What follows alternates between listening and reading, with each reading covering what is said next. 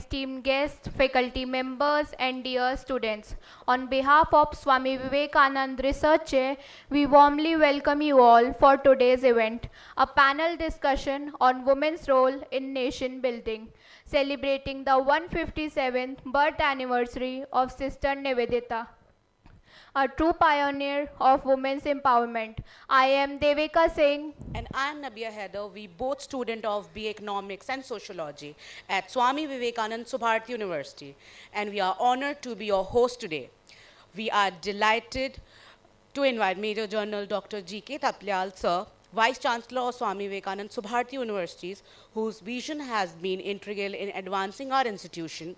We also warmly welcome the deans, heads of departments, faculty members, and students. As we celebrate Sister Nivedita, let us remember her dedication to India and her role in empowering women. Born as Margarita Elizabeth Noble, she left her life in the West behind and found her calling under the guidance of Swami Vivekanand ji, and she became a devoted advocate for India. Her mission, inspired by Swami Vivekanand ji's teaching, was to uplift women through education and to contribute to Indians' independence. In her words, India is not a mere geographical expression, but something much deeper than that. Her dedication to empowering women aligns perfect to today's theme. Her connection with Swami Vivekanand ji is about he changed the life when Swami Vivekanand ji in London in 1895. Inspiring by his teaching, she moved in India in 1898, where she given the name Nivedita, meaning dedicated. She played a crucial role in establishing schools for girls, particularly in Kolkata. We are focused on holistic studies, character development. She served as a role model for women. In memory of both Swami Vivekanand ji and Sister Nivedita, let us begin with a floral tribute. We invite our esteemed guests and panelists to join us in offering flowers as a mark of respect. As we honor Sister Nivedita, we recall her powerful words. The upliftment of India is the upliftment of its women. Where women are respected, there lies the nation's strength. Swami Vivekanand ji's words also resonate with us today. A nation that does not respect its women will never become great. Women are not only supporters but leaders and visionaries.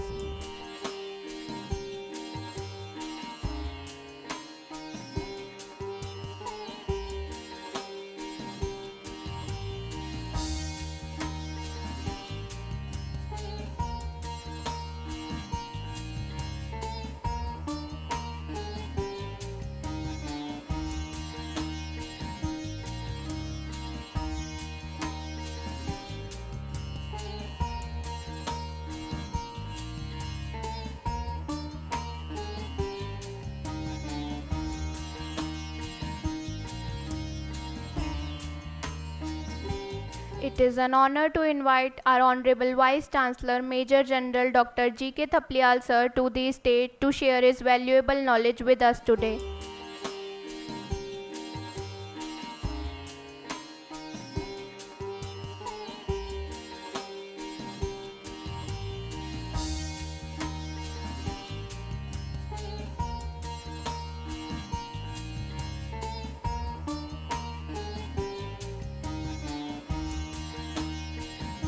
It is an honor to invite our Honorable Vice Chancellor Major General Dr. G.K. Thaplyal sir to the stage to share his valuable insights.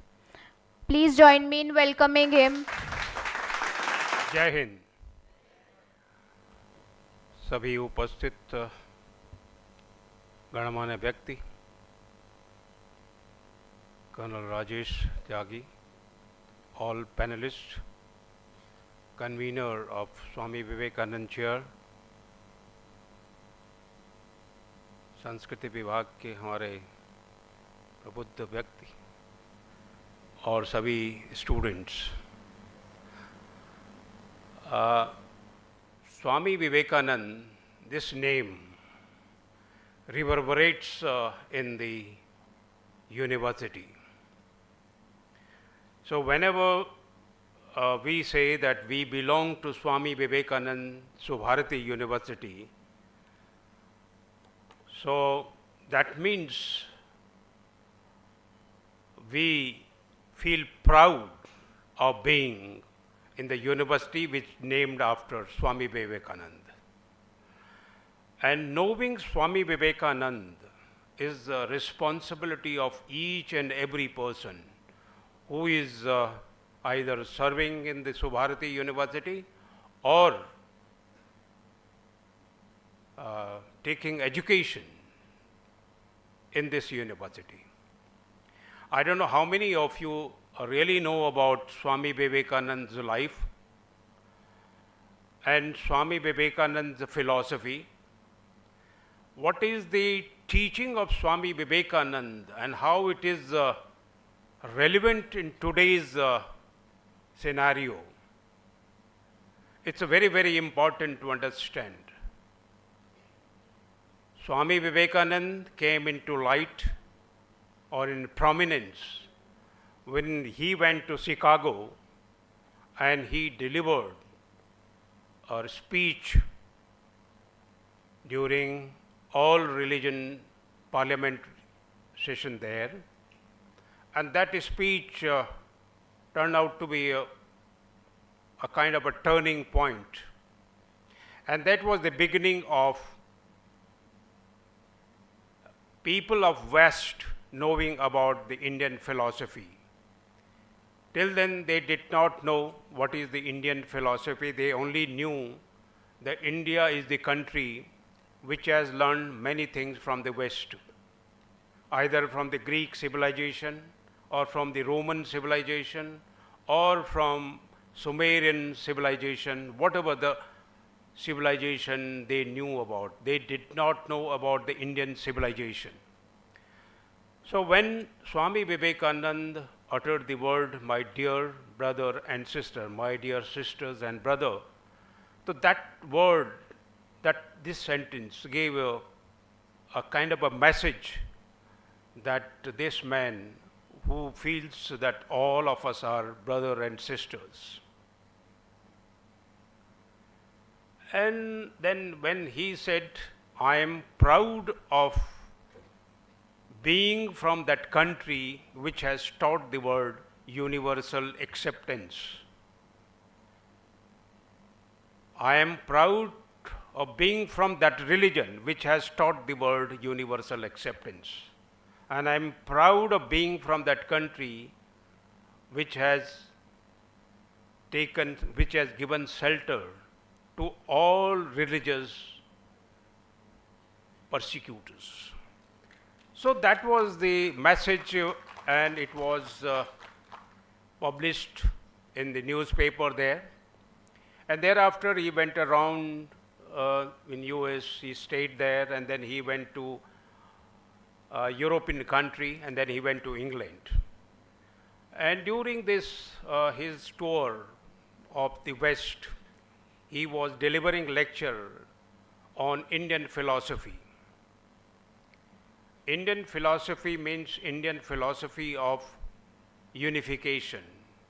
Indian philosophy about what is the relation between the spirit, that Atma, and Paramatma.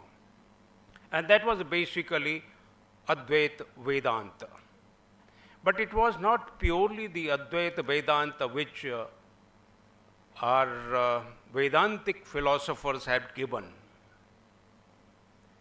It was with some difference. He never said that to realize God, you should leave your family and you should go to forest and do tapasya.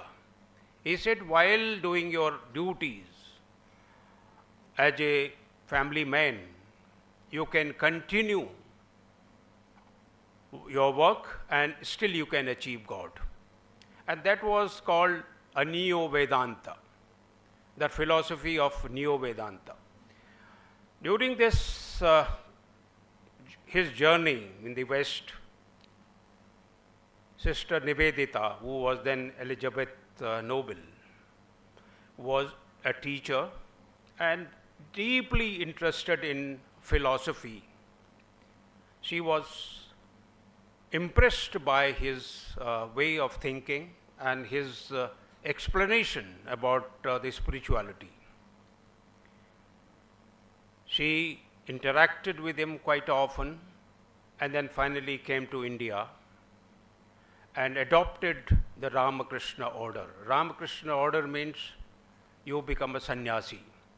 और वो जब सन्यासी बन गई उसके बाद उन्होंने फिर हिंदुस्तान में केवल स्पिरिचुअलिटी में काम नहीं किया, उन्होंने तमाम हिंदुस्तान की उस वक़्त जो परिस्थिति थी, जिस तरह की हिंदुस्तान गुजर रहा था, पूरा एक देश गुलामी से गुजर रहा था, युवा के अंदर होपलेसनेस सी थी, एक निराशावाद से दौर से गुजर रहा था हमारा युवा, और एजुकेशन की बहुत कमी थी।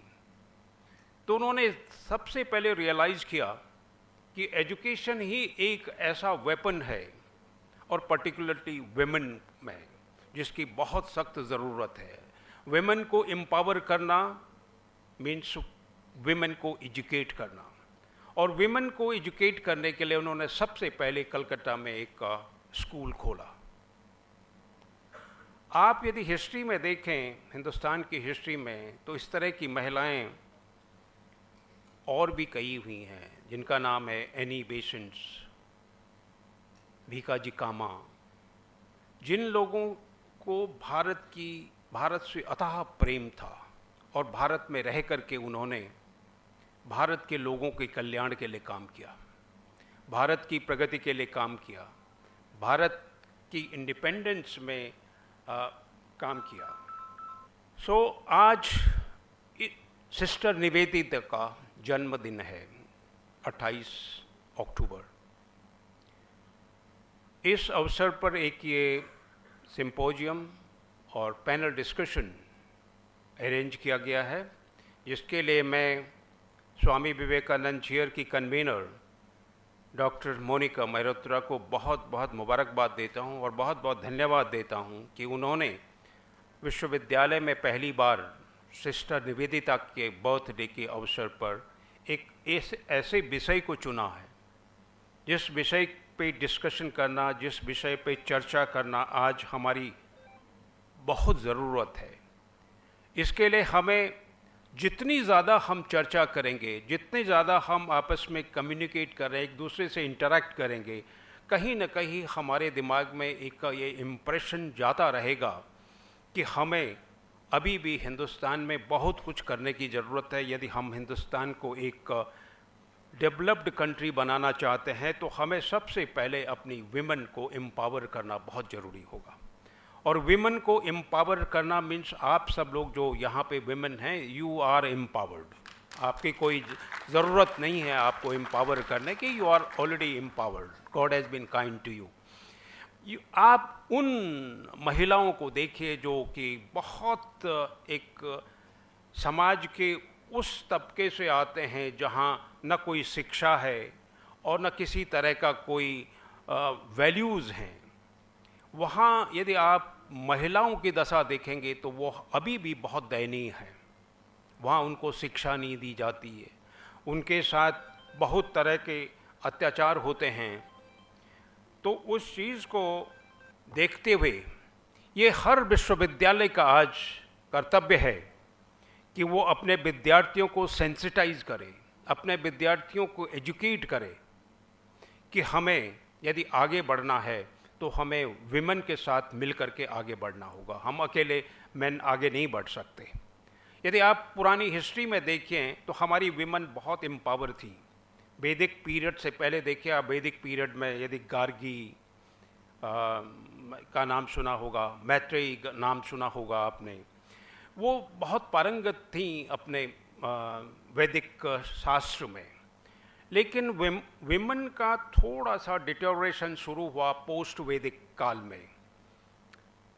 पोस्ट वैदिक काल में होते होते इवन चंद्रगुप्त मौर्य के टाइम पे भी, वो उनकी बुक आप पढ़ें, उसमें विमेन की कंडीशंस के बारे में उन्होंने काफ़ी पैथेटिक एक वर्णन दिया है कि उस वक़्त विमेन की कंडीशन इतनी एम्पावर्ड नहीं थी, और गुप्ता वंश आते आते वो और कम होती गई।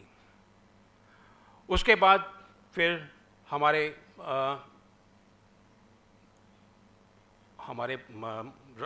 इन्वेडर्स आ गए, फिर हमारे ब्रिटिशर्स ने और भी उस सिचुएशंस को बहुत ख़राब कर दिया।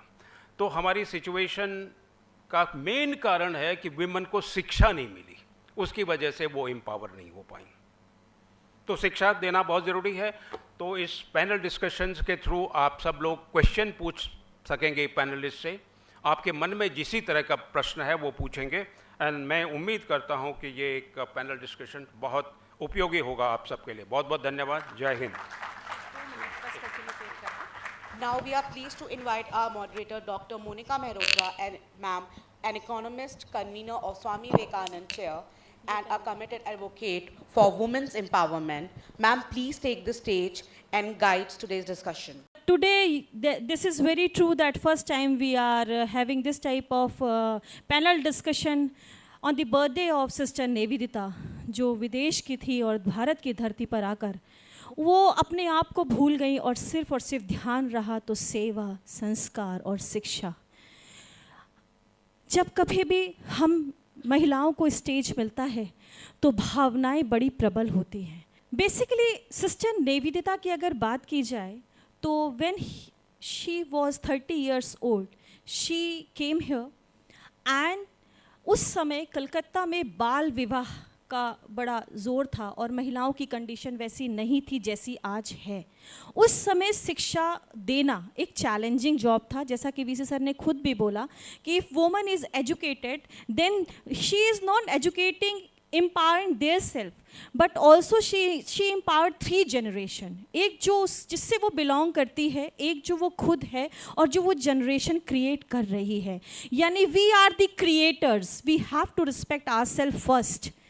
We don't need empowerment, we already empowered, we have the नारी शक्ति। So today दिवाली का सीज़न है तो स्टार्स को हम कैसे भूल सकते हैं। सुभारती में भी कुछ वुमन स्टार्स हैं जो आज यहाँ शाइन करेंगी। सबसे पहले मैं बुलाती हूँ डॉक्टर स्मृति गुप्ता मैम को, जो head of the department gynae हैं। With hearts so warm, we welcome you in culture's light so bright and true.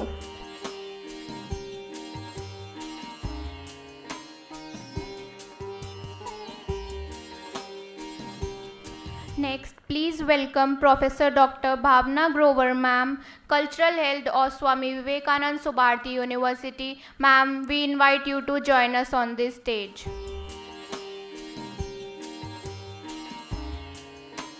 Tradition strong, a bond so dear, you welcome brings us joy and cheer. Please give a big round of applause.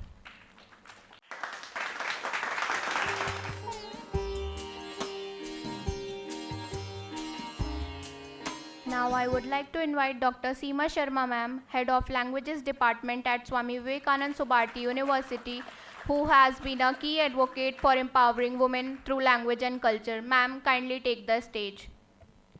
Heritage deep and values strong, a warm welcome as you join along. Another panelist, Dr. Ritika ma'am, a respected psychiatrist from Subharti Hospital, who's bring value and insight into women's mental health. Ma'am, we invite you to the stage. In every smile, our culture shines. We welcome you with hearts and minds.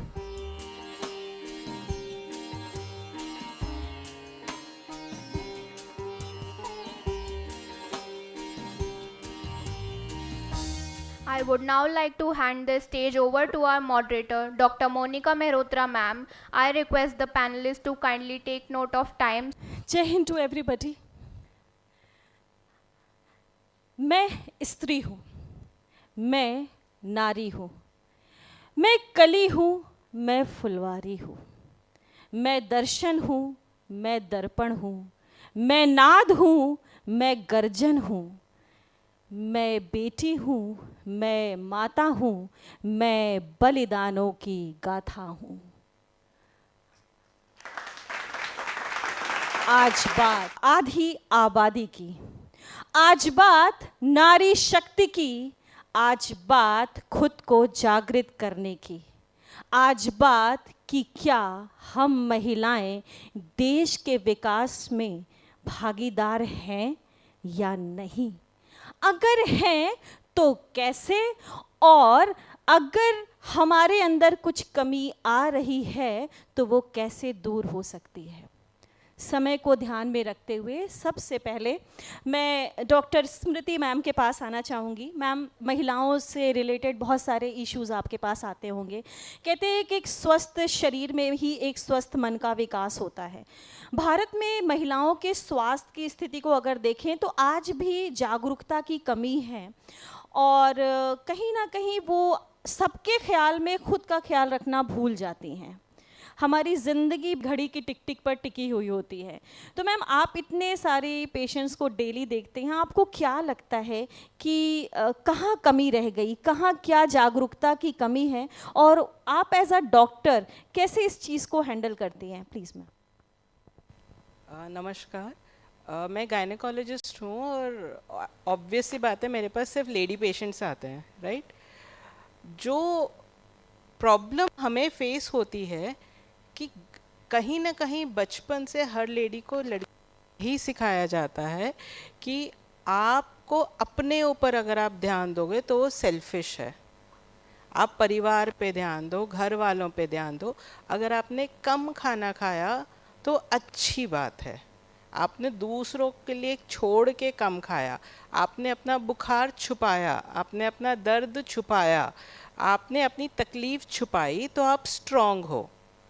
वहाँ पे as a doctor I do not agree, because बहुत देर तक छुपा छुपा के आप उस स्टेज पे आ जाते हो जहाँ पे आपकी दवाइयाँ काम नहीं कर रही हैं या इरिपेरेबल लॉस हो चुका है।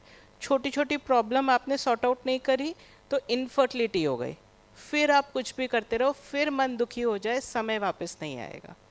तो कहीं ना कहीं एक जागरूकता जो मुझे लगती है फैमिली लेवल पे आनी है कि हर कोई इम्पोर्टेंट है।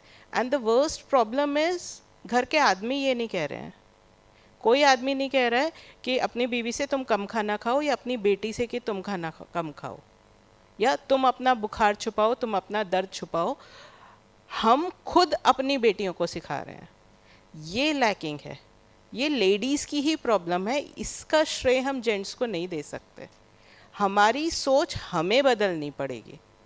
कोई मतलब 90% of the times it's not the man, it is अस। एक वो सोच हमें, मुझे बहुत ज़्यादा लगता है हेल्थ एस्पेक्ट से हमें समझनी पड़ेगी। आई थिंक अगर हम वो टैकल कर लें तो हेल्थ से हम बहुत ज़्यादा संतुष्ट हो जाएंगे। Thank you so much ma'am. Same जिस तरह से मैम ने बताया कि जो हेल्थ इश्यूज़ हैं, मतलब we are own responsible for our health. Ma'am, अगर ये देखा जाए, अगर मैं डॉक्टर्स की बात करूं तो जितने भी अपने यहाँ डॉक्टर्स हैं, आंकड़े बताते हैं कि only 29% of females are choosing this career. और अगर मैं हॉस्पिटल्स के बोर्ड ऑफ डायरेक्टर्स की बात करूं तो सर्वे कहता है ओनली 19% जो फीमेल्स पार्टिसिपेशन है। बट ड्रास्टिकली चेंज एक और जगह आता है, जब हम नर्सिंग स्टाफ की बात करते हैं तो more than 80% of females are involve in nursing. So ma'am, ये कैसे कि जब आप बोर्ड ऑफ डायरेक्टर्स की बात करते हो, जहाँ लीडिंग की बात हो रही है वहाँ ओनली 17% है, और जहाँ पर सेवा भाव की बात हो रही है, नर्सिंग स्टाफ की बात हो रही है, वहाँ ओनली 20% मेल्स आर देयर। तो ये डिस्क्रिमिनेशन आप एज अ डॉक्टर कैसे देख पाते हैं? एक्चुअली आई थिंक किसी की परवाह करना, किसी की केयर करना लेडीज़ का सेकंड नेचर है। इसलिए नर्सिंग करना वो अपने नेचुरल बिहेवियर मान पाती हैं। They excel as sisters, as nurses. I think doctors में हमें उतनी ज़्यादा प्रॉब्लम नहीं होती है, because I think earliest profession जो लेडीज़ चुन पाई या जो घर परिवार वालों ने मना नहीं किया वॉज डॉक्टरी, कि भाई एक रिस्पेक्टेबल प्रोफेशन है। As early as I think 1886 में फॉर्मल एजुकेशन के साथ फर्स्ट डॉक्टर थी। अदरवाइज वैद्य जो मतलब वेस्टर्न एजुकेशन नहीं था, इंडियन उसमें तो बहुत सारी थी। It was a respectable profession. बाकी सब में कहीं ना कहीं हो जाता है, टाइमिंग क्या रहेगी, सेफ्टी क्या रहेगी, पढ़ाई कैसी करेगी, कब तक करियर कंटिन्यू कर पाएगी। आई थिंक दोज थिंग्स जो डेटा आप बता रहे हैं डॉक्टर्स में I have started to see the change. अब जो हमारे MBBS के बच्चे आ रहे हैं, वी हैव 50-50%. जब मैंने MBBS किया था, हमारे 100 बच्चों की क्लास में 15 लड़कियां थी. अब देर आर बैचेस जहाँ पे 100 में से 70 लड़कियां हैं. तो आप उनको कोलैबोरेट करेंगे. बट हियर एक डेटा मैं भी बताना चाहूँगी. एज डॉक्टर्स कहा जाता है, कॉमन में है ना कि male surgeon, and somewhere all the doctor, lady doctors will associate. Lady doctor को देखते ही सबको कहता है सिस्टर सिस्टर इधर आइए, सिस्टर ये बता दीजिए. बट द डेटा सेज कि जितने भी फीमेल डॉक्टर्स हैं वो मेल डॉक्टर से ज़्यादा केयरफुल हैं, ज़्यादा गाइडलाइंस फॉलो करते हैं, और उनके अंदर जो पेशेंट्स होते हैं उनके बचने के चांसेस 3 टाइम्स ज़्यादा हैं, because they are more meticulous. And this is a Lancet study, world wide authentic study है, without any bias. So I think we should take pride in that also. Very nice. Thank you so much, ma'am. Really, this data has changed our concept as well. As a doctor, you can able to understand it better than all of us. कहते हैं गीतम वाद्यम नृत्यम त्रयम संगीतम मुच्यते. और आज हमारे बीच में सुभारती विश्वविद्यालय की culture department की हेड प्रोफेसर डॉक्टर भावना ग्रोवर जी भी हमारे पास हैं. मैम, आप इस मामले में धनी हैं. आंकड़े कहते हैं कि 51% टोटल आर्टिस्ट जो हमारे भारत में हैं उसमें 51% कंट्रीब्यूशन फीमेल्स का है. तो इस मामले में तो आप डेफिनेटली धनी हैं ही हैं. आप कैसे देखते हैं कि, क्योंकि कहते हैं एक आर्ट, हम अगर कंपेयर करें तो एक आर्टिस्ट की दुनिया ही अलग होती है, उसकी सोच अलग होती है, जो गुरु शिष्य परंपरा उसके अंदर होती है कहीं और अन्यत्र दुर्लभ है. तो मैम, आप अपने फील्ड को, क्योंकि आप विदेशों में भी गई हैं, अपने नृत्य को प्रस्तुत किया है, यहाँ पर भी काफ़ी बच्चों को ट्रेन कर रही हैं, आप अपने फील्ड में महिलाओं के योगदान को, जो कि भारतवर्ष की उन्नति के लिए और विकसित भारत की जो परिकल्पना है उसके लिए कहाँ तक सोचती हैं, कैसे साकार हो रहा है वो? Thank you so much, first of all, inviting me in this panel. देखिए, स्त्रियों की भागीदारी हम जब शुरू करते हैं, अच्छा, हमें शुरू से अभिनय के लिए स्पेशली सिखाया जाता है. माइथोलॉजिकल स्टोरीज़ के थ्रू हम समाज को एक मैसेज देते हैं. क्लासिकल किसी भी डांस का एक फॉर्मेट यही है कि जो माइथोलॉजिकल स्टोरीज़ हैं, जैसे अब आज के समय में रामायण भी होती है तो समाज को संदेश देने के लिए है. सो हम थ्रू डांस, बेसिकली टेम्पल से आए हैं शास्त्रीय नृत्य, और वो समाज को मैसेज देते हैं. तो हमने बहुत शुरू में जब देवी की स्तुति सुनी और उस पर जब हमें नृत्य सिखाया गया, तो सबसे पहली बात बताई, आप देखिए कि संसार का जो सर्वाइवल है वो देवी से है, एक स्त्री से है. हम कहें या देवी सर्वभूतेषु शक्ति रूपेण संस्थिताम, यहाँ किसी पुरुष को नहीं कहा गया.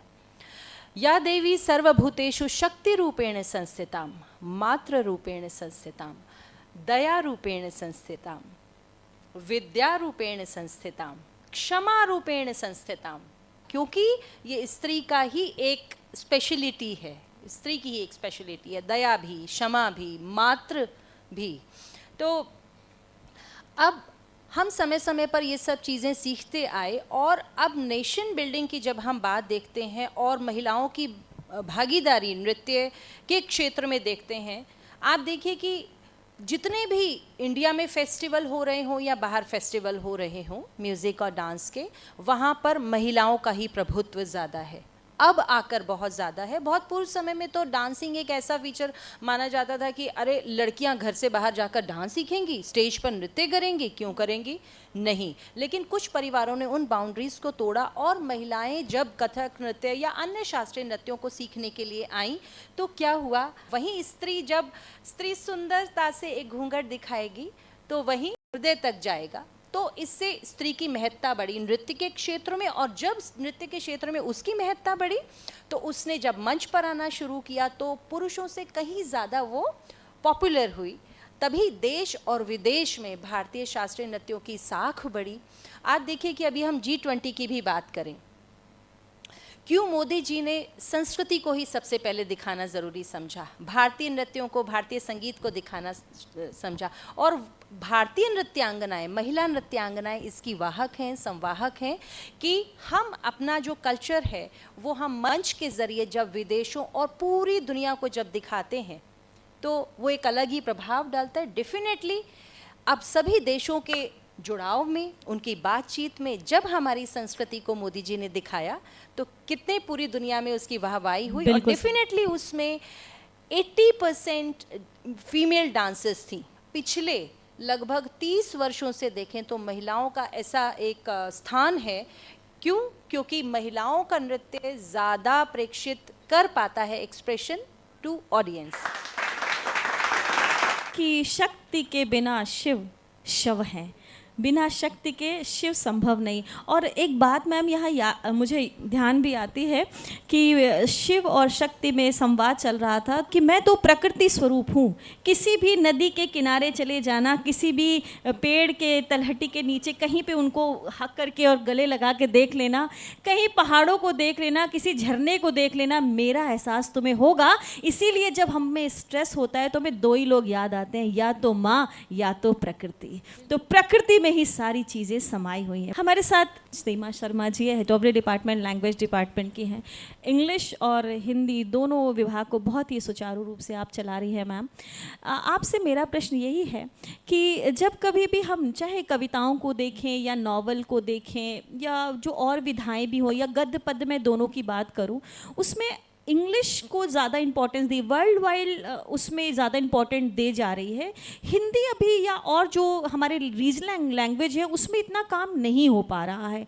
इसका क्या कारण आप समझते हैं? और जो काम हो भी रहे हैं, जो चाहे हमारे देश में जो कवित्री हुई हैं, इतना खूबसूरत उन्होंने चित्रण किया है, वो बहुत अच्छा लिखती भी हैं। आप अपने क्षेत्र में कैसे महिलाओं की भागीदारी को नापती हैं, मापती हैं, जो देश के विकास में आगे बढ़ा रहे हैं? धन्यवाद डॉक्टर मोनिका जी, मुझे यह अवसर देने के लिए। हम बात कर रहे हैं राष्ट्र के निर्माण में स्त्रियों की भूमिका की। जैसा कि आपने प्रारंभ में कहा, आधी आबादी स्त्रियों की है। आधी आबादी को अगर हम अपनी संस्कृति के मूल में जाकर देखें तो अर्धनारीश्वर की संकल्पना हमारे यहाँ है। वहीं से ये प्रारंभ हो जाता है कि हमारे यहाँ ये पक्ष बराबर का है, न कम न ज़्यादा। साहित्य में भी जब मैं इसको देखती हूँ तो आपने मुझसे प्रश्न अंग्रेज़ी और हिंदी के संदर्भ में किया है, मैं वहाँ तक आऊँगी, लेकिन एक छोटा सा मुझे भूमिका बनाने की आवश्यकता है। जो अगर हम साहित्य में देखें स्त्रियों की स्थिति को, जैसा कि आप जानते हैं साहित्य को समाज का दर्पण कहा जाता है, तो साहित्य में ठीक वैसी ही चीज़ें आपको प्रतिध्वनित होंगी, प्रतिबिंबित होंगी, जैसी समाज में उस समय घटित हो रही होंगी। क्योंकि साहित्य में कई बार जो लेखक हैं वो किस वर्ग से आ रहे हैं, कौन लिख रहा है, इसका प्रभाव भी उन रचनाओं पर अवश्यंभावी है। मान लीजिए मैं एक लेखक हूँ और मैं कोई एक कहानी, कोई एक कविता, कोई एक उपन्यास लिख रही हूँ, तो एक कहानी जिसका कुछ मूल, कुछ कथा वस्तु मैंने ली है, वो उसके साथ साथ मेरा परिदृश्य, मेरी जो मेरा वैचारिक दृष्टिकोण है वो उसमें आवश्यक रूप से निहित रहेगा। यदि हम आदिकाल से लेकर आज आधुनिक काल तक हिंदी साहित्य को देखें तो यहाँ पर महिलाओं की भूमिका मैं बढ़ता हुआ देख रही हूँ। यदि आदिकाल में हम देखेंगे तो एक दो नाम हमारे सामने आते हैं, मध्यकाल में भी बहुत नाम नहीं हैं, उत्तर मध्यकाल में भी बहुत नाम आप नहीं देखेंगे, लेकिन आधुनिक काल में, और अगर मैं इस 21वीं शताब्दी के प्रारंभ की बात करूं, तो यहाँ महिलाओं का वर्चस्व है। हिंदी लेखन के परिप्रेक्ष्य में मैं आपसे आंकड़ों के आधार पर बात कर रही हूँ कि अगर आप उपन्यास लेखक, कहानी लेखक, कविता लेखक के रूप में अगर देखने जाएंगे तो यहाँ आपको मुझे लगता है 60% से ज़्यादा महिलाएं दिखेंगी। इसका एक प्रमाण अभी जैसे रेत समाधि उपन्यास को मिला है बुकर पुरस्कार, वो भी एक महिला को ही मिला है। साहित्य अकादमी के सम्मान ले लें, ज्ञानपीठ के सम्मान ले लें, महिलाएं कहीं भी पीछे नहीं हैं। अब मैं आती हूँ आपके प्रश्न पर हिंदी और अंग्रेज़ी का। मुझे लगता है कि ये दृष्टिकोण है देखने का। कई बार ऐसा होता है कि मैं जहाँ से देख रही हूँ चीज़ें मुझे अलग दिखाई दें, आप जहाँ से देखें आपको वहाँ से कुछ अलग दिखाई दे सकती हैं। हिंदी साहित्य की न तो पहुँच कम है, ना उसमें लेखन का जो आकार है वो कम है, ना उसका प्रभाव कम है। सारी चीज़ें एक अच्छी और समृद्ध मात्रा में उपलब्ध हैं। ये मैं अपने जो मेरा ज्ञान है उसके आधार पर कह रही हूँ।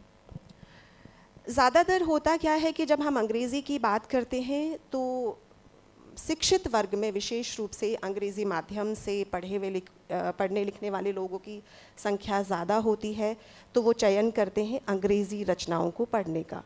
तो ये भी एक कारण है कि हमें ऐसा लगता है कि अंग्रेज़ी में ही ज़्यादा लिखा जा रहा है, अंग्रेज़ी में ही ज़्यादा पढ़ा जा रहा है, जबकि ये सच नहीं है। हिंदी का बहुत बड़ा पाठक वर्ग है, इतना बड़ा पाठक वर्ग है कि वो स्कोपस और पीयर रिव्यूड नहीं जानता, वो सामान्य रचनाओं पर रहता है, उन्हें नियमित पाठक के रूप में पढ़ता है, और आपकी एक एक रचना पर आपके पास कितनी प्रतिक्रियाएं आ जाएं आपको पता नहीं होता। तो निश्चित रूप से वो पाठक है, वो न केवल पढ़ता है, अपनी प्रतिक्रियाएं भी देता है, और वो प्रतिक्रियाएं किसी लेखक के लिए किसी पुरस्कार से कम नहीं होती। बिल्कुल सही, बिल्कुल। तो मेरे अनुसार हिंदी पीछे नहीं है। हाँ, एक स्तर पर आप सही है, जो इंटरनेट पर अगर हम हिंदी और अंग्रेज़ी की बढ़ने की गति को देखें तो हिंदी की अभी बहुत कम गति है, लेकिन अगर उसको प्रतिशत को देखेंगे तो वो 95% की दर से बढ़ रही है। इसमें महिलाओं का योगदान कितना है? क्या आपको लगता है ये बढ़ोतरी की तरफ जा रहा है? निश्चित रूप से। जैसे मैंने कहा, आधुनिक युग की जब मैं हिंदी साहित्य की बात करती हूँ तो अच्छे लेखकों की अगर मैं चर्चा करूँगी तो वहाँ पे 60% आपको महिलाएं मिलेंगी। बहुत बढ़िया आंकड़ा, धन्यवाद मैम। बहुत अच्छा डिस्कशन रहा आपके साथ। यानी हिंदी के क्षेत्र में महिलाओं की भागीदारी बढ़ रही है, हम पॉजिटिव लाइन पे चले जा रहे हैं। अब सबसे गंभीर मुद्दा, वो मुद्दा जिसे शायद मेरे साथ बैठी सारी बच्चियाँ, मेरे साथ बैठी मेरी सारी टीचर्स वर्क ये इत्तेफाक करेंगी। रितिका मैम, आप एक मनोवैज्ञानिक हैं जी मैम। और हमारे यहाँ साइकाइट्री डिपार्टमेंट में आप कार्य भी कर रही हैं। मैम, जैसा कि हम भी इंसान हैं, हमें भी सोने के लिए 8 घंटों की ज़रूरत होती है। कहते हैं 8 घंटे की नींद हर स्वस्थ इंसान के लिए ज़रूरी है, लेकिन कहीं ना कहीं काम की आपाधापी, घर और बाहर में सामंजस्य बिठाने की आपाधापी में हमारी वो नींद नहीं पूरी हो पाती। हमें अपने परिवार को भी देखना है, हमें अपने बच्चों को भी देखना है, और बहुत सारे if, buts, what, where question mark भी हैं। ऐसी कंडीशन में आपका डिपार्टमेंट एक ऐसा है जिसमें शायद फीमेल जाना पसंद भी नहीं करते। उनको लगता है कि मैं अगर आपके डिपार्टमेंट जाऊंगी तो मुझे पागल साबित कर दिया जाएगा कि ये देखो, ये तो सोचती ज़्यादा है, ये ओवर थिंकर है, यानी ये इनकी स्थिति ख़राब है। तो मैम, होता सच्चाई ये है कि हम सभी कहीं ना कहीं जो स्ट्रेस है, मेंटल स्ट्रेस है, उसको 2-4 होते हैं और एवरीडे होते हैं। तो इस कंडीशन में कहीं ना कहीं इसका इम्पैक्ट उनके वर्क पे भी पड़ता है, हम चाहे जिस कार्य को भी कर रहे हैं। तो आपका ये जो करियर है, जो आप देखते हैं, आपको क्या लगता है इसमें महिलाएं कितनी, आपके पेशेंट के बारे में पहले तो बताइए कि कॉमन प्रॉब्लम्स क्या लेके आती हैं, और आप हमें सजेशन भी दें कि कुछ कॉमन सिम्टम अगर हम लोगों को, महिलाओं को लगते हैं तो वो बिना हिचक आपसे संपर्क कर सकते हैं। तो ओवर एंड ऑल आपका एक व्यू जानना चाहूँगी मैं आज के विषय पर। पहले तो thank you ma'am for having me here.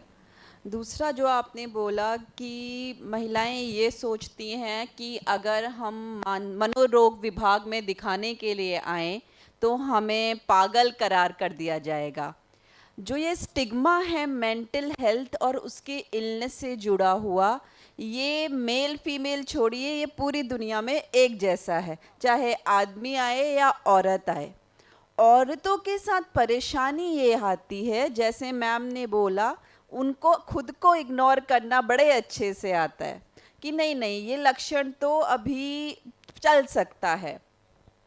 अगर हम देखें, जो आपने मैम क्वेश्चन पूछा कि हमारे किसी भी तरीके का जो कार्य हम करते हैं, चाहे वो प्रोफेशनल है, सोशल है या गृहस्थी का कार्य है, तो महिलाओं को तब लेके आया जाता है जब वो गृहस्थी का काम करने में असक्षम हो जाए।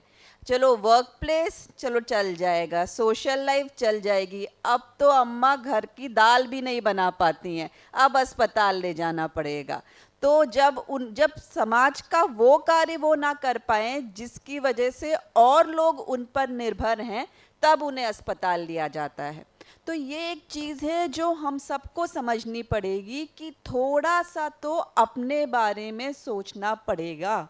हम जब तक खुद का ख्याल नहीं रख सकते तो कैसे अपने परिवार का, अपने समाज का या अपने कार्य क्षमता को बढ़ा पाएंगे।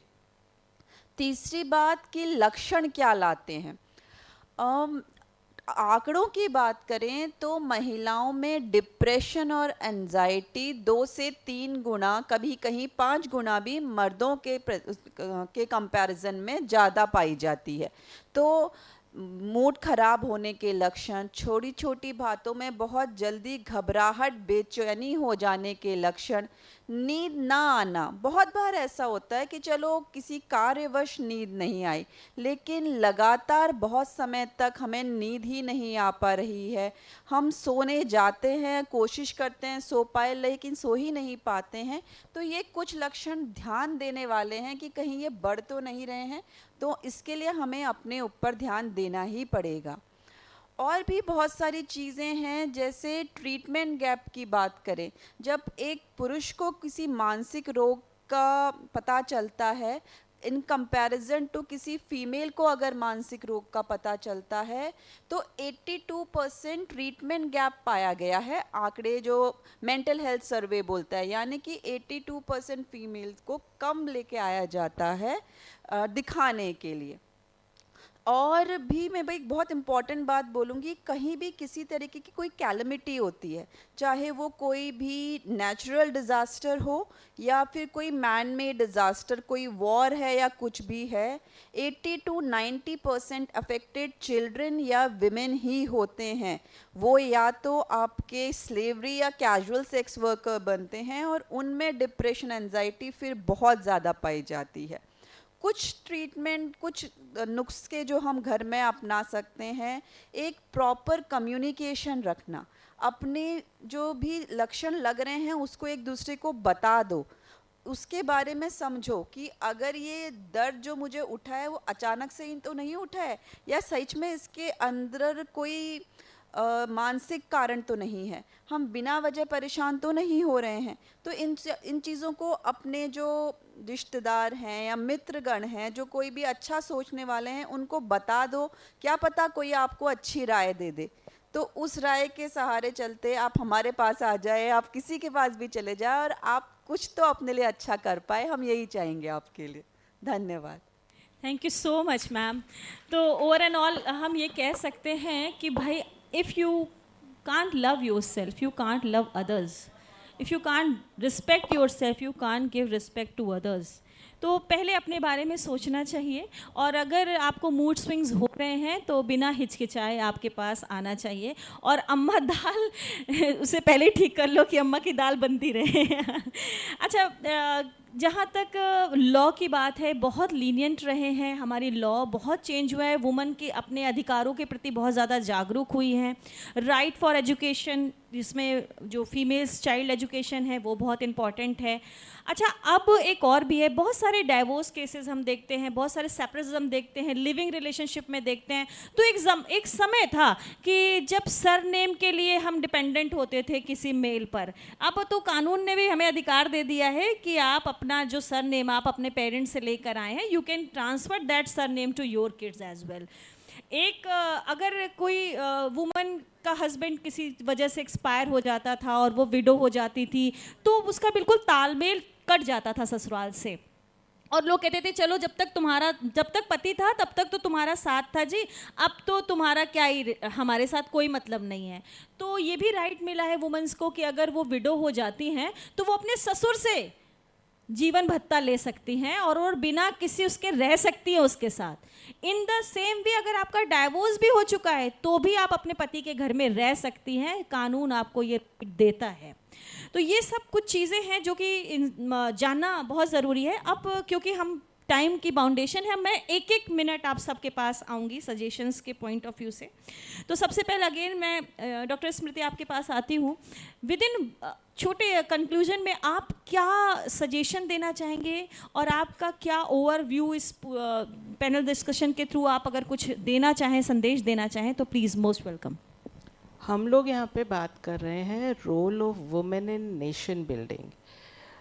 एक चीज़ मैं यहाँ पे आपको बताना चाहूँगी, हम सबको पता है ना इंडिया 5th लार्जेस्ट इकोनॉमी है, एशिया में 3rd नंबर पे आ गई, वही surpass Japan. This is basically a competition between different countries, भाई रैंकिंग क्या सिस्टम हो।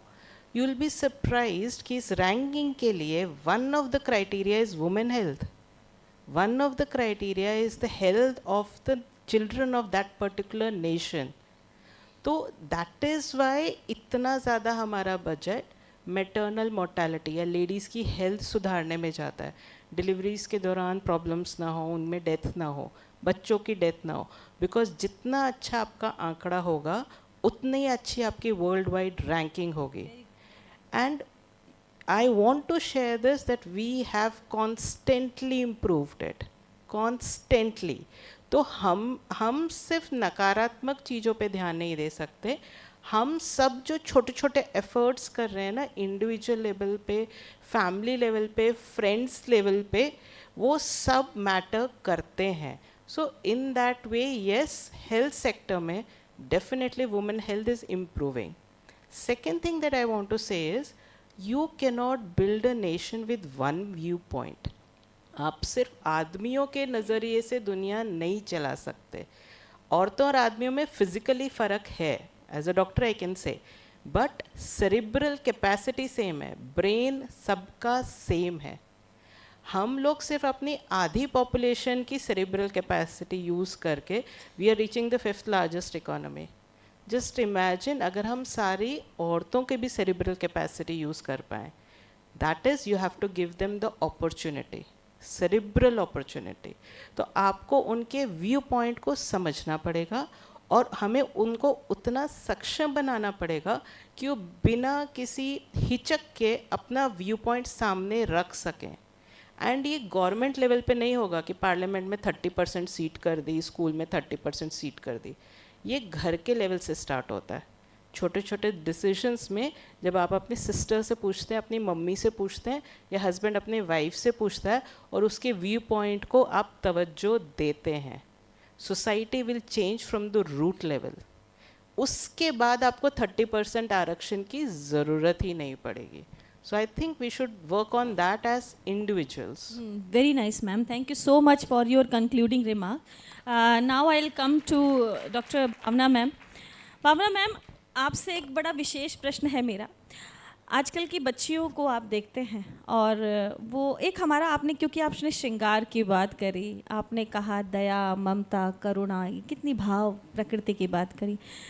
एक बड़ा आजकल की जो बच्चियां हैं, मॉडर्न जो सोसाइटी में हैं वो बच्चियां, वो खुद को वेस्टर्नाइज्ड वे में ड्रेसअप करके और ख़ुद को एक इक्वलिटी की जो हम बात करते हैं, ठीक है, वी आर सेम, मैम ने भी कहा आवर ब्रेन इज़ सेम।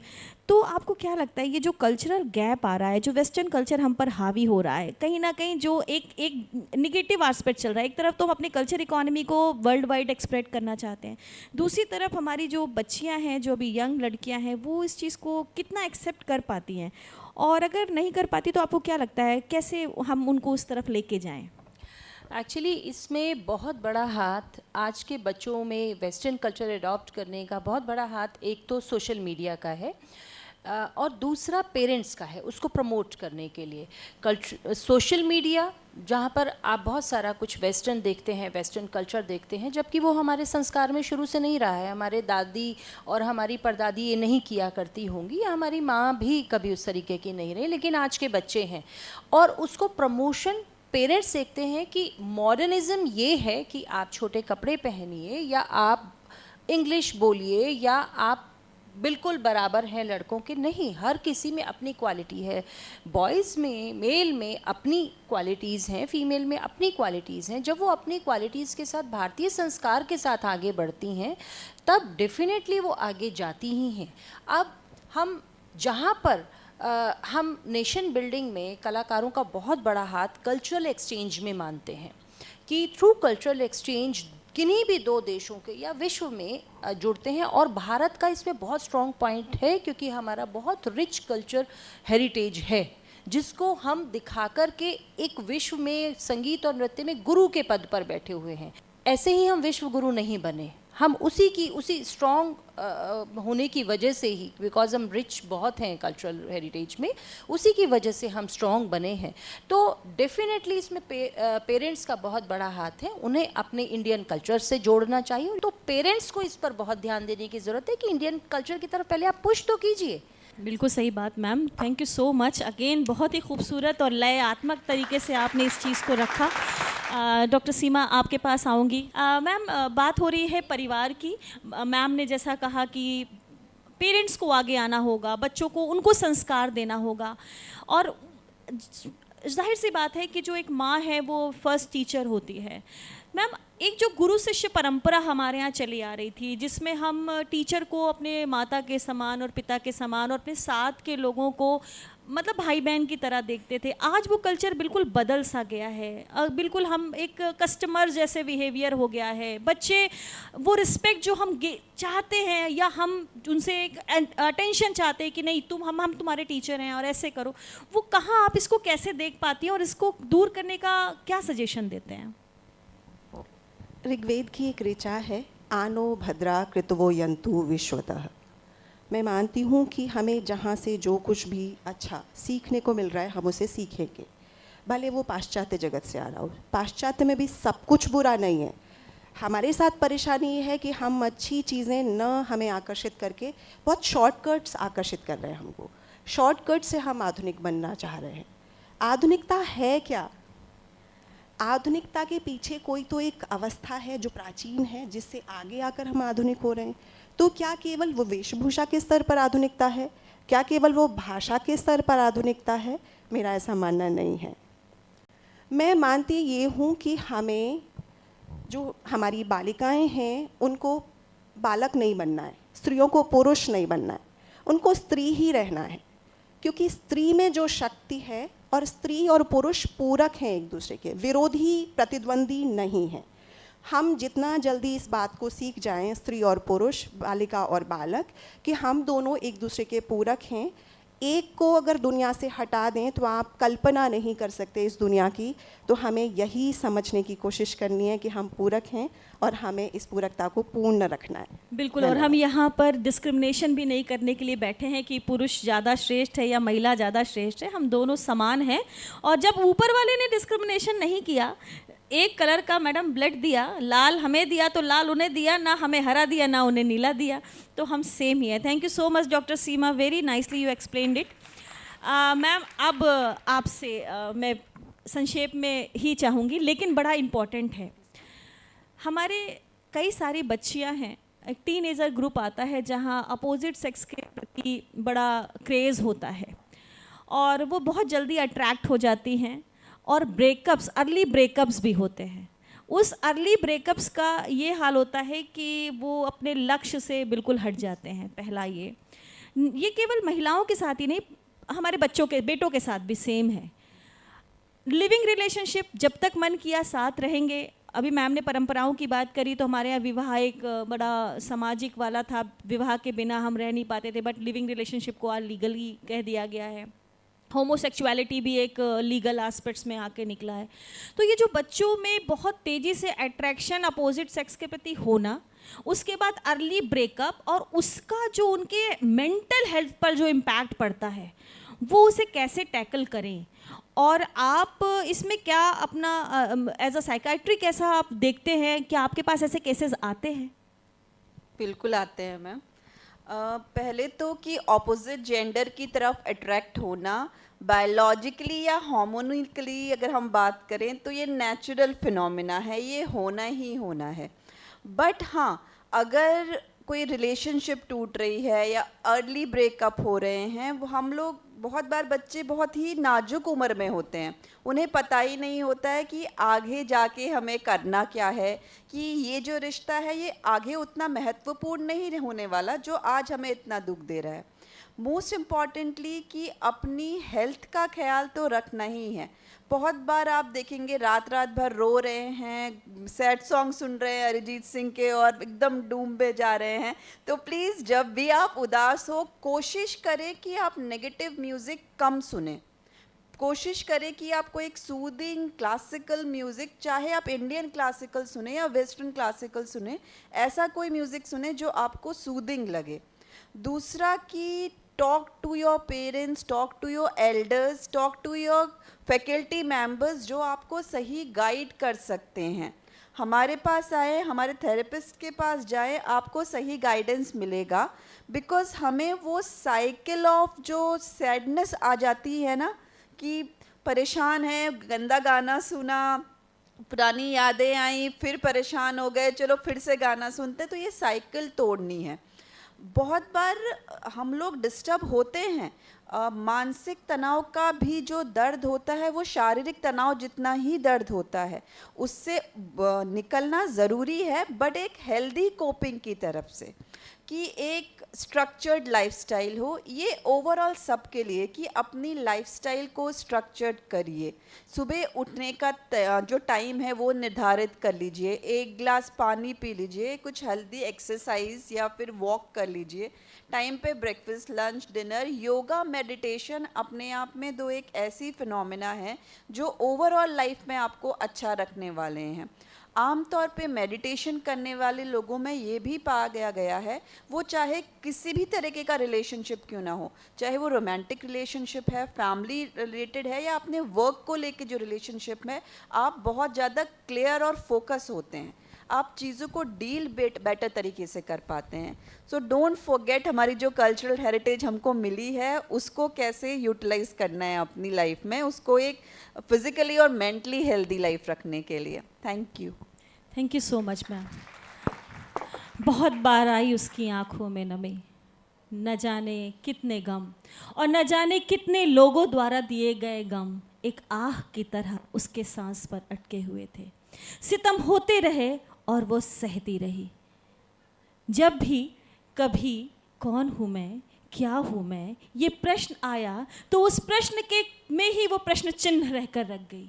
लेकिन अब वक्त आ गया है कि उसे सोचना होगा, उसे आगे बढ़ना होगा और उसे इस बात का एहसास कराना होगा कि मैं इंसान हूँ, मैं अस्तित्व वाली हूँ, मेरा खुद का अस्तित्व है। मुझे इंडिपेंडेंट फाइनेंशियली भी होना है, मुझे इंडिपेंडेंट अपने थॉट की प्रोसेस पे भी होना है, और किसी की हिम्मत ना हो कि वो हम पर किसी भी तरीके का अत्याचार करे, इस बात के लिए भी जागरूक होना है। जो ये बलात्कार के केसेस लगातार बढ़ रहे हैं, अभी एक डॉक्टर का बलात्कार, कितनी बुरी तरीके ब्रूटल बलात्कार हुआ, पूरे देश में हंगामा हुआ, कैंडल मार्च होता है, लेकिन बेटे हम ही जनते हैं, हम सृजन करता है, ऊपर वाले ने सृजन करने का अधिकार हमें दिया है। तो क्या हम अपने बेटों को इस लायक नहीं बना सकते कि वो महिलाओं की रिस्पेक्ट करें? क्या हम उन अपने बेटों को इस बात का एहसास नहीं करा सकते कि ये जो सृजन करता है वो प्रकृति है, जहाँ तुम्हें सुकून मिलता है, वहीं से तुम पले हो और वहीं से तुम आगे निकले हो। तो बस यही कहना चाहेंगे कि जो भी आज हमने बातचीत करी उससे यही निकल के आया कि वर्ल्ड को तो छोड़ दीजिए, भारत तरक्की कर रहा है, हम तरक्की कर रहे हैं, आधी आबादी बढ़ रही है। और जाते जाते छोटा सा बस यही कहना चाहूँगी कि कोमल है, कमज़ोर नहीं तू, शक्ति का नाम ही नारी है, सबको हिम्मत देने वाली मौत भी तुझसे हारी है। कोमल है, कमज़ोर नहीं तू, शक्ति का नाम ही नारी है, सबको हिम्मत हिम्मत देने वाली मौत भी तुझसे हारी है, मौत भी तुझसे हारी है। हम वो हैं जो मौत को हरा देते हैं, हम वो हैं जिससे पूरी प्रकृति सानिध्य पाती है। आप सभी का मैं हृदय से धन्यवाद करती हूँ। Thank you so much. Any question from the audience side? जय हिंद to everyone, all the panelist. Ma'am, मेरा क्वेश्चन आप लोगों से ये है कि बात यहाँ पे इक्वालिटी की हो रही है मेन एंड वीमेन को लेके, बट द थिंग इज़ कि अगर फीमेल कोई आगे अपने फील्ड में बढ़ती है तो लोग उसको पीछे खींचने के लिए जो एक ईजीएस्ट तरीका अपनाते हैं वो है उसका कैरेक्टर असैसिनेट करना। तो इस चीज़ को अगर आप पे कोई कैरेक्टर असैसिनेट करे आपका, या आपके कैरेक्टर को लेके कोई क्वेश्चन उठाए, तो आप उस चीज़ को कैसे जस्टिफाई करेंगे? जब आप आगे बढ़ रहे हैं तो कुछ इस तरह की चीज़ें आ जाना बहुत स्वाभाविक है। तो मुझे लगता है कि हर चीज़ का उत्तर देने की ज़रूरत नहीं है, समय को देने दीजिए उत्तर, समय खुद उत्तर दे देता है। एक्चुअली क्या होता है ना, आप पहले ये डिसाइड करिए आप काम किसके लिए कर रहे हो। Why you are working? You are working for yourself और you are working for others? If you are working for others, then you will able to think this type of thing कि तुम्हारे कैरेक्टर पे बोल रहा है, ये कर रहा, वो कर रहा। We are working for ourselves, ठीक है? First of all understand it. हमें किसी को खुश करने के लिए काम नहीं करना, हमने खुद को खुश करने के लिए काम करना है।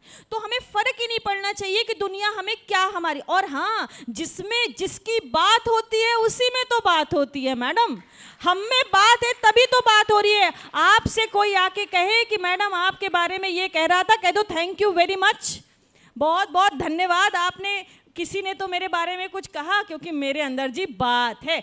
You carry on with your path.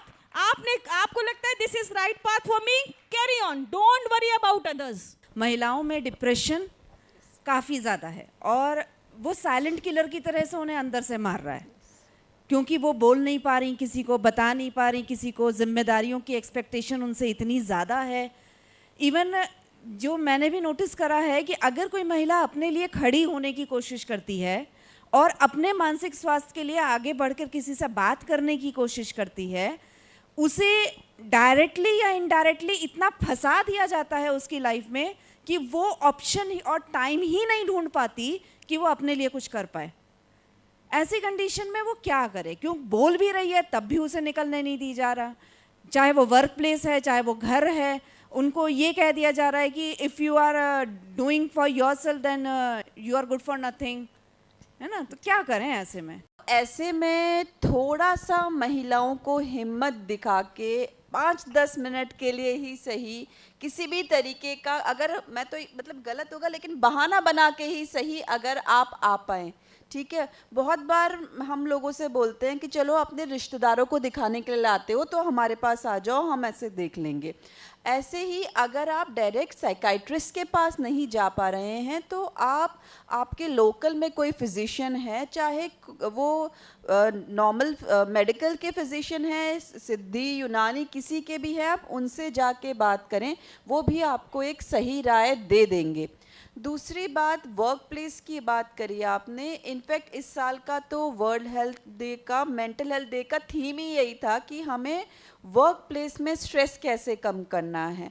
तो अगेन उसके लिए कि जब आप काम कर रहे हैं तो प्लीज़ अपने लिए ब्रेक निकालें, चाहे वो 2 मिनट का वॉक करने का ही ब्रेक क्यों ना है, पानी पीने का ही ब्रेक क्यों ना है, और इक्वल कम्युनिकेशन रखना, बुलिंग नहीं एक्सेप्ट करना है।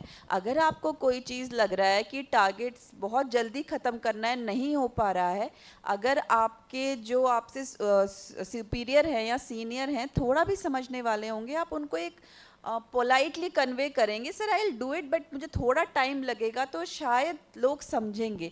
बट हम बहुत बार ऐसा होता है, हमें गुस्सा आता है, या तो हम चीज़ें छोड़ देते हैं करना, या हम फटफट ऐसे करते हैं कि सब बिगड़ जाता है।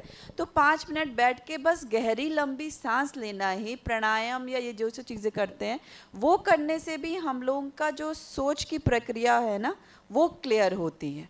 तो डायरेक्ट साइकाइट्रिस्ट के पास नहीं आ पा रहे हैं, कोई बात नहीं, आप किसी भी मेंटल हेल्थ प्रोफेशनल से मिले, चाहे वो आंगनवाड़ी वर्कर ही क्यों ना है, चाहे वो नर्सिंग स्टाफ ही क्यों ना है, आसपास में गली मोहल्ले में कोई भी डॉक्टर मिल रहा है, उनसे जाके बताइए, कोई ना कोई आपको सही राय कह देगा। और बहुत बार ऐसा होता है ना, दूसरों के बोलने से घर वाले जल्दी समझते हैं, आपकी बात ना भी समझें तो एटलीस्ट हम छोटा सा कुछ तो करें कि एक सही डायरेक्शन में पहुंच पाए। I think ma'am you got the answer. Simple क्या है ना कि अगर आपको ये समझ आ रहा है कि सामने वाला आपको उलझा रहा है, तो आपको ये भी समझ आ जाएगा कि उस उलझन से आपको निकलना कैसे है। थोड़ा ध्यान दीजिए, आ जाएगा, कहीं जाने की जरूरत, सारे आंसर्स आपके अंदर ही है। So thank you so much once again. Thank you to all the panelists for their inspiring thoughts. As Sister Nivedita said, स्त्री शक्ति है और वही शक्ति देश का निर्माण कर सकती है।